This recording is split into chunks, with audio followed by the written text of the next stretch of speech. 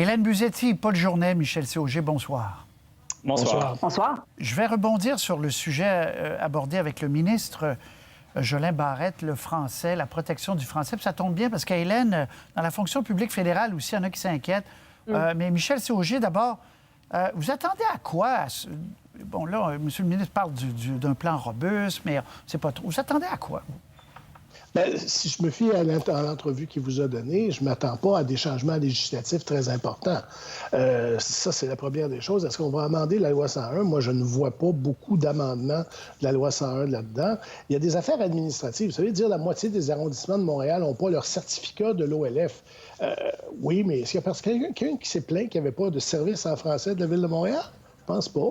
Alors, tu sais, on peut demander des exigences bureaucratiques, mais est-ce qu'on va faire quelque chose qui va toucher vraiment la langue de travail, augmenter, par exemple, Comment légiférer ça? Faire en sorte que les entreprises de moins de 25 employés soient soumises ou de moins de 50 employés soient soumis à la loi 101.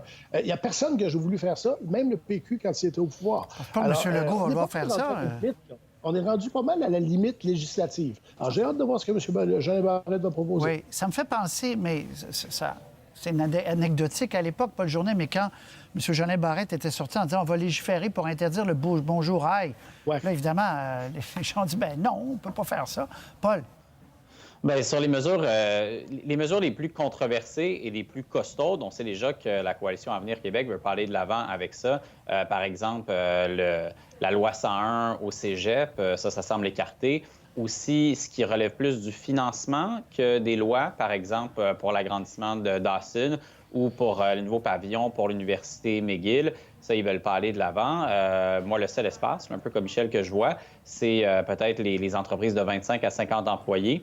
Les assujettir à la loi 101, ça serait une possibilité. Mais pour le reste, là, je pense que la Coalition Avenir Québec veut vraiment récupérer le dossier du français pour se positionner comme étant le gouvernement nationaliste, sauf que les faits sont têtus quand même. Contrairement à ce qu'a déjà dit le ministre, le Parti québécois, c'est le dernier parti à avoir voulu renforcer la loi 101, c'était le gouvernement Marois. Et pourquoi est-ce qu'ils n'ont pas réussi? Parce qu'ils étaient minoritaires et la CAQ, au début, était avec eux et à la fin, refusait. Et c'est le plus grand regret de Pauline Marois, c'est de ne pas avoir renforcé la protection du français parce qu'elle n'a pas réussi à convaincre la CAQ. Donc, la CAQ parle beaucoup. Reste à voir si elle va être à la hauteur de ses prétentions quant à la protection du français. Hélène, je le disais, c'est un sujet aussi qui rebondit régulièrement à Ottawa, évidemment. La fonction publique fédérale, des employés de Gatineau, des fonctionnaires de Gatineau, qui disent que depuis la pandémie, c'est encore pire. Ils sont obligés de travailler tout le temps en anglais, là. Oui, je ne suis pas certaine que ce soit, d'un point de vue de fait, là, que ce soit vraiment très différent. Écoutez, c'est quelque chose qu'on entend toujours. La fonction publique fédérale, c'est une des plus grosses machines à angliciser au Canada. On dit souvent ici à la blague que la fonction publique canadienne, elle n'est pas bilingue, elle est traduite. C'est-à-dire que ça se passe en anglais, qu'après, on demande aux traducteurs de passer par la suite. Vous savez, même les francophones, souvent, lorsqu'il y a, par exemple, une nouvelle loi ou une nouvelle politique, il y aura des séances de formation qui sont offertes soit en français, soit en anglais. Et les francophones eux-mêmes vont s'inscrire en anglais pour apprendre la terminologie en anglais, les fameux acronymes, parce qu'ils savent qu'ensuite, dans leur rencontre avec leurs collègues, ils seront complètement largués si eux, ils ont appris tous ces mots-là en français. Alors, est-ce que ça a vraiment changé en pandémie ou c'est le fait que d'être à distance, ça rend les choses plus compliquées? Quand on est en langue seconde, des fois, c'est un peu plus difficile quand on n'a pas le visage de la personne devant nous pour l'interpréter. Et peut-être que sur la question du papier, donc quand il y avait des documents qui ont été produits, peut-être qu'effectivement, on les a moins souvent fait traduire. Donc, ils ont été seulement en version originale. On a plaidé l'urgence. On était en situation d'urgence. Voilà, on a plaidé l'urgence souvent, Hélène, en disant on n'a pas le temps de traduire. Ouais.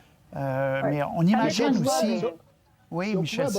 Si on pouvait abolir l'usage par le gouvernement fédéral de Google Translate, ce serait déjà bien parce que comme ça, on aurait des documents en français et pas dans une langue qu'on peut appeler le français d'Ottawa, là, mais pas vraiment du français. OK. Il y a du chemin à faire, quoi. Oui. Alors, la transparence, c'est un thème intéressant qui s'applique aux deux capitales.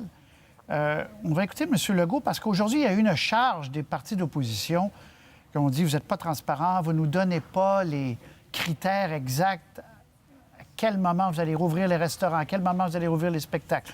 Vous ne donnez pas le processus de décision, on n'a pas tous les détails. On écoute la réponse de M. Legault. Depuis le début, que ce soit le début de mon mandat il y a 2 ans ou le début de la pandémie au mois de mars, il y a eu un mot d'ordre à tous mes ministres, transparence. Et toute l'information qu'on a, on la donne. Alors, M. Legault dit non, puis il ajoute, je commence avec vous, Paul, il ajoute, les Québécois jugeront, sachant qu'il est très populaire, comme si pour fermer la discussion, mais lui dit que non. Bien, il dit que les Québécois ont accès à toute l'information que le gouvernement a, ce qui n'est pas vrai.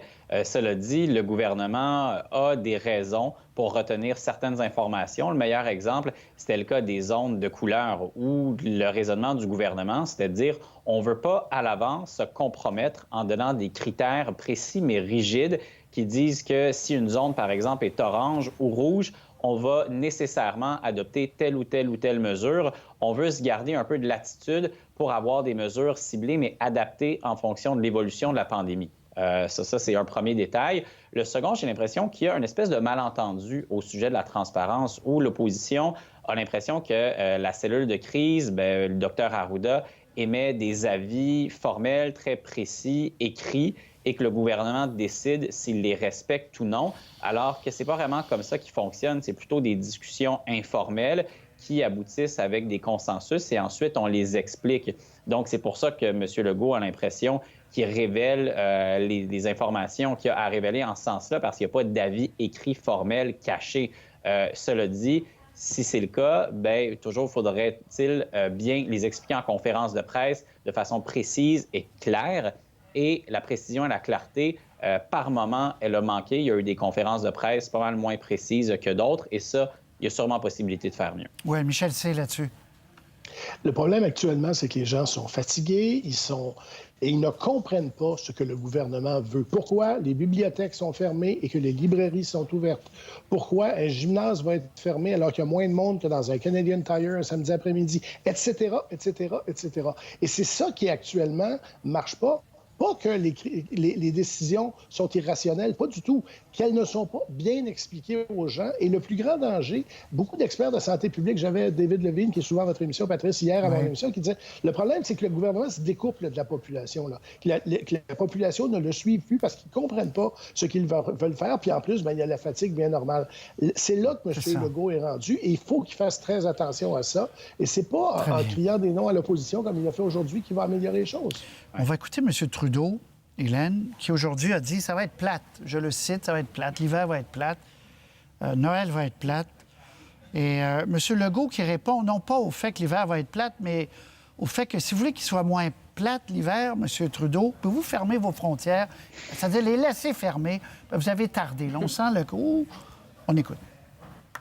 Les provinces et les territoires sont là pour amener des recommandations sur quoi fermer, quoi ne pas faire, où ne pas aller. Le gouvernement fédéral, comme on a promis depuis le début, on est là pour appuyer les gens. Je pense que ce qui est important, c'est que M. Trudeau, qui veut gérer les CHSLD, là, mais qui s'assure de bien gérer, de mieux gérer les frontières. Au mois de mars, ça nous a fait très mal que M. Trudeau ne ferme pas plus rapidement les frontières. Il y a plein de gens qui sont rentrés au Québec avec le virus. Là, c'est très important que M. Trudeau garde les frontières fermées pour un bon bout de temps. Le message a été envoyé, Hélène. Oui, clairement, M. Legault veut rendre la monnaie de sa pièce à M. Trudeau. On n'apprécie pas de se faire donner des leçons en matière de CHSLD parce que, outre le fait que ça dépasse des compétences constitutionnelles de M. Trudeau, on sent que son désir d'instaurer des normes nationales, c'est un reproche à Québec qui n'a pas bien géré les CHSLD. Mais sur la question des frontières, M. Legault est un petit peu malhonnête. D'une part, parce que la frontière, elle est fermée. Il n'y a aucune discussion en ce moment à l'effet qu'on veut la réouvrir. M. Legault, vous voulez dire. Vous avez dit M. Trudeau malhonnête, vous voulez dire M. Legault. Oui, excusez-moi, trop de haut ici. Donc, Et oui, en mars, c'est vrai qu'on n'a peut-être pas fermé la frontière tout de suite, mais on n'a aucune indication que des touristes étrangers venant d'étrangers ici au Canada sont à l'origine d'importantes éclosions. Les études qu'on a vues jusqu'à présent sur le Québec nous indiquent que ce sont 247 touristes québécois revenant principalement de l'Europe et des Je suis Caraïbes. content que vous disiez ça. Ça me frappe qu'on lui pose pas la question, M. Legault, quand il dit ça. Michel C., je vous voyais opiner, Paul aussi. Parce que c'était les enseignants qui revenaient. C'était pas pour leur dire « venez plus jamais ». Et le Canada, c'est important de le dire, c'est un droit constitutionnel. Là. Si vous êtes citoyen, vous pouvez revenir au pays, faire une frontière fermée ou pas. Michel, rapidement.